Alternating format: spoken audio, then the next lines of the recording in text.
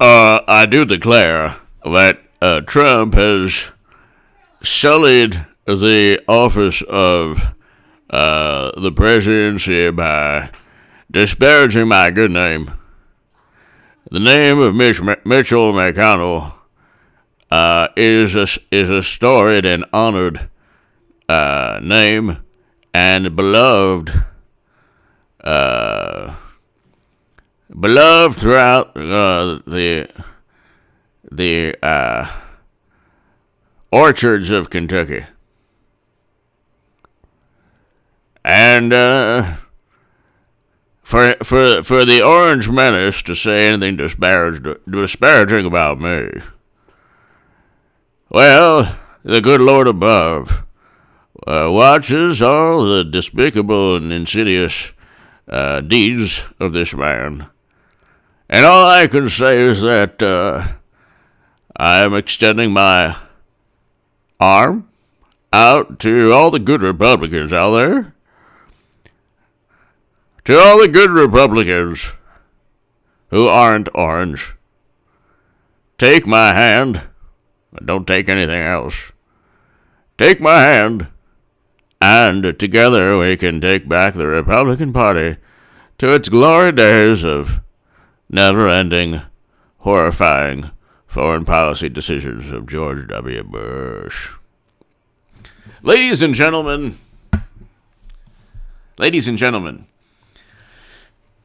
hit subscribe to this channel. Go to hagoodman.com if you want to read my writing on The Hill, The Huffington Post, Salon, The Jerusalem Post, The Federalist, The Daily Caller.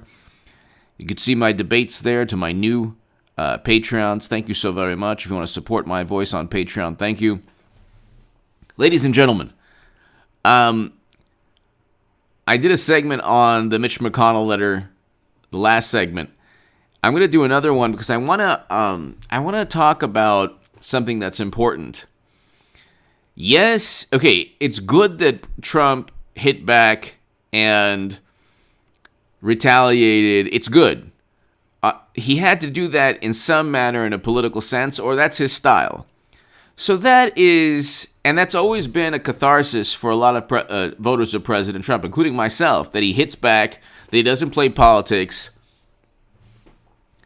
He even stuck up for Bernie Sanders more so than Bernie Sanders did. Or Bernie Sanders voters more so than Bernie did. Okay, so we know what the DNC did to the Vermont senator.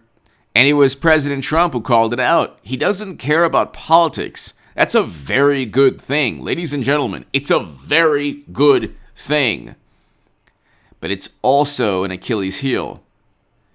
Right now, the majority of the Republican Party is aligned with President Trump in terms of policies. President the Washington Post talked about Trumpism. Like Democrats and media, and they have created a world where there's Trumpism. And it's this, like, bigoted, racist, kind of unintelligent, base, like, this world that just revolves around base emotions and absurd message boards that I told you never to listen to. My God almighty. The most absurd, dangerous, like, hoax was that Q nonsense. And if you want to see my debates, 2 years ago I told people, I debated Jordan Sather, and I told that he's one of the people who started the whole thing, the whole mess. And I told everyone, and I told the world, it was a dangerous, absurd message board hoax that could lead to no good. But Democrats think that Trumpism, or the media thinks that Trumpism, is this, I don't know, they use the word reactionary, but it's like this flawed political movement or viewpoint that engulfs people into believing nonsense. Meanwhile, these are the people who spread an absurd tinfoil hoax that Trump worked with Russia for 4 years because they had no evidence. They had no evidence Trump worked with Russia. They had no evidence Facebook ads swung 2016. They had no evidence that President Trump strong-armed or leveraged President Zelensky, who is a president of Ukraine, who stated that that's not true. But see, again, they are allowed their absurd nonsense, their ludicrous fantasies are legitimized by media, intelligence operatives, and government. So they can say, oh yeah, well, President Trump worked with Russia. Well, we're highly confident, but we don't have any evidence. And Mueller can say the evidence was not sufficient, but they can still believe it. Because there's a whole bunch of people saying the same thing. So they just believe it. They have no critical thinking skills, and they don't want any critical thinking skills. They just want to believe whatever bolsters their existing viewpoints. Trump only won because Russia helped him, and this is a dynamic, a political reality that President Trump needs to address. And he cannot address this. He cannot address the never-Trumpers, and he cannot adequately address the media and Democrats. He's taking over the Republican Party because of his policies. He was the first president to step foot in North Korea. He signed prison reform legislation. We had record low unemployment all throughout President Trump's tenure. He did a great deal of what any Republican would do as president. The Abraham Accords, we had tremendous accomplishments, but those accomplishments are not championed. They're not even championed by Mitch McConnell. And so you have to, how do I say, what is a way that President Trump can emphasize, or what is a way that President Trump's accomplishments can be highlighted throughout the world and within this country? What is a way that President Trump, or how can President Trump communicate all the good things that he presided over? Is it possible? Yes, it's possible. Can he communicate all the accomplishments? Yes, he can. How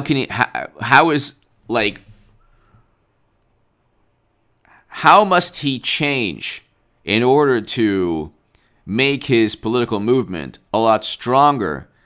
And right now you have two ways of looking at President Trump. The Jimmy Kimmel, Hollywood, intelligence operative, Democratic Party way, where you have millions of people obsessing over this man because of his words and his tweets, but he doesn't have Twitter anymore. Thank God. But the thing is, he never needed Twitter. He was able to release a statement yesterday against McConnell. But you cannot have a sustaining political movement. We saw this the past 5-6 months. Okay, he needed to create dialogue and discourse and discussion and debate over the claims that he made. But we saw this. You cannot have a lasting political movement by constantly reacting and counterpunching. There's a reason Mitch McConnell said what he said. There's a reason that Democrats never deviate from the script. There's a reason that Mitch McConnell, even if he felt that Trump was truly at fault morally, he didn't have to say it. Why? What compelled him to say it? Because McConnell says, look, there are never Trumpers out there. The media is against Trump. President Trump is like a sledgehammer and a bulldozer. And I'm not saying that you have to kowtow to Mitch McConnell or acquiesce to him, but I'm saying is that there should be a bridge that Trump builds where he's the type of person who did side with Trump. But you cannot demand loyalty of political creatures. You cannot demand loyalty. The representatives, which were numerous, and the senators, which were a number of them, that stood by Trump the past 5-6 months, did so out of ideals. They did so out of policies. This is why you have to communicate the policies and the accomplishments. President Obama has 0 foreign policy accomplishments. 0. Bush has less than 0. Okay, Bush destabilized entire regions. President Obama destabilized and turned Libya into a failed state. I say this every segment because it's something that nobody on the left remembers or even cares about. And President Trump has the Abraham Accords and first president to step foot in North Korea. That's more in terms of achievements, and he has other achievements too. Serbia and Kosovo, he has other achievements as well. Telling NATO to members to pay their fair share is a good thing, I think. He has other foreign policy accomplishments. Tariffs against China, that was a good thing. It wasn't like in 30 years we will be third in the country and in the world after China and India in terms of economic strength. We'll be the third largest economy. We won't have the ability to impose tariffs. Tariffs were a short-term tactic that were working until the pandemic, which wasn't Trump's fault. It was more the responsibility of all the lives lost in New York should be leveled at Cuomo, not Trump. And New Jersey should be leveled at Phil Murphy, not Trump. Did Trump make missteps? Yeah, but not as many as Cuomo and Phil Murphy. And God bless the people of New York and New Jersey. But my point is, I'm trying to say is that President Trump should change up a little bit of his strategy and tactics and the way he conducts, the way he engages in politics. And it's okay to go after people that go after you. That's good. But at the same time, there should be an emphasis on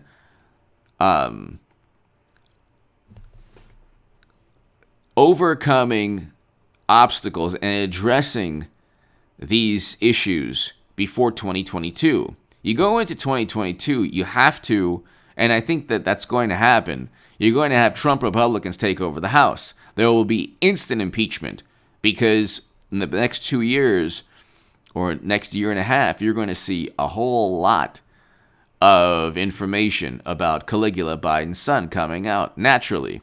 We found out a lot of the information after November, which was interesting. It's interesting that Twitter runs interference, and instead of actually being a platform without a bias, it suspended the New York Post's profile simply because they broke the story. But see, again, there are obstacles that need to be addressed, and I don't see them being addressed. What long-term good comes from going after McConnell? Please tell me. Like in the comments, if you lasted 12 minutes, what long-term good? What was the benefit of going after McConnell? I can see some short-term benefits. Yeah, you know what? Trump is upset with Mitch McConnell. Mitch McConnell, kind of betrayed him by saying, well, I'm going to... But he acquitted Trump. So what was the benefit? I mean, I'm not saying that President Trump should, go to Ben Sasse and Mitt Romney and Adam Kinzinger and say, gee, what can I do for you gentlemen? How can I change my personality to meet your demands? That's not what I'm saying at all. What I'm saying is you had 4 years of a certain type of political tactic used. It wasn't really a long-term strategy. It was just anything. If somebody is disloyal or if somebody doesn't, is not as loyal to me as they would be to Pelosi or Schumer, I'm going to hit back. But Pelosi and Schumer hook up. See, Democrats hook up their all the politicians. The Democratic Party isn't composed of loyal politicians because they don't get anything out of it. It's legal graft. It's a political machine.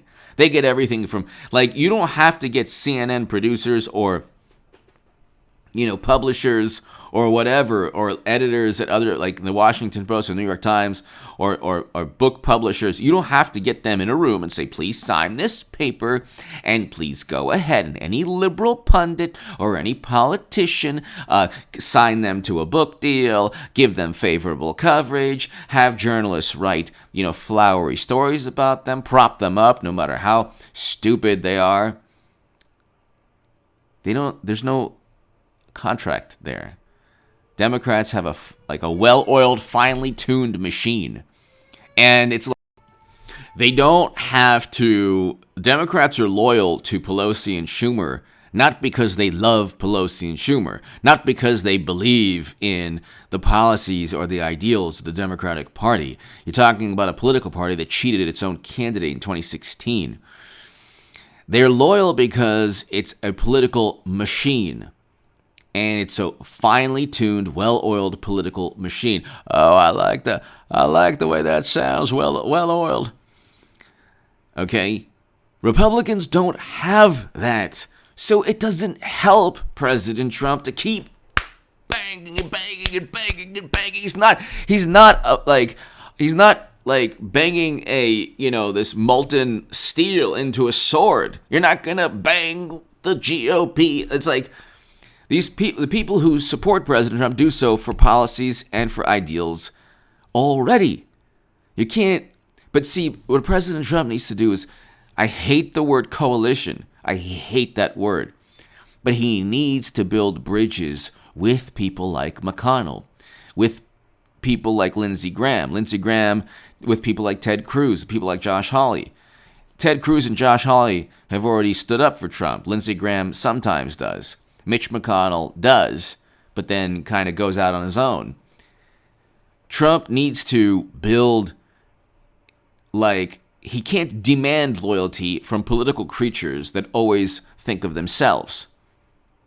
It doesn't, and now the whole loyalty thing, myth that Democrats leveled at Trump, they're the ones who demand loyalty.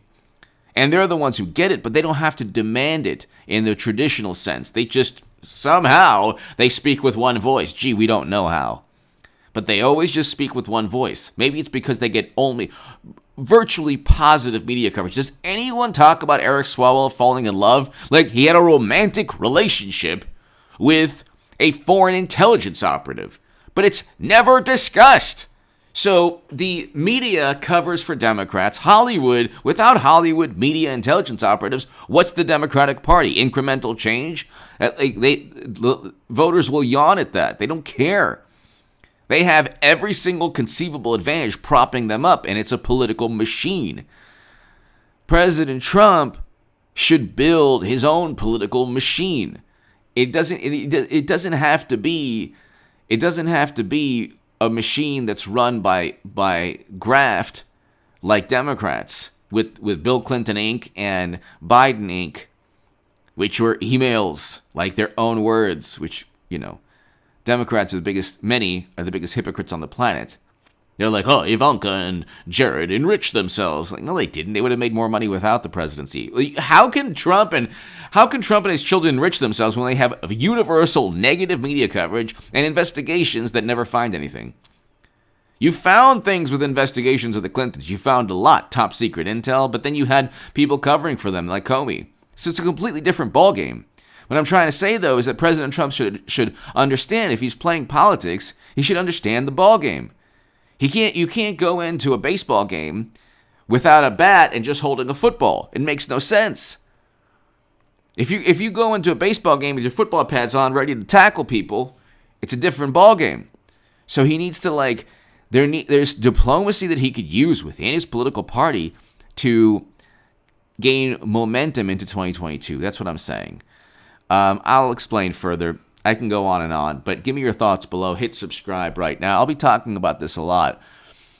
There's an opportunity here for President Trump the next 2 years to build political momentum. I don't want to use a coalition, that word. I know he's not going to get Ben Sasse and Mitt Romney, but he can get people like McConnell on his side. McConnell's not going anywhere. He's not going anywhere. So it doesn't behoove President Trump. I mean, it's good that he told him off, but then now he has to kind of patch things up in some way. Give me your thoughts.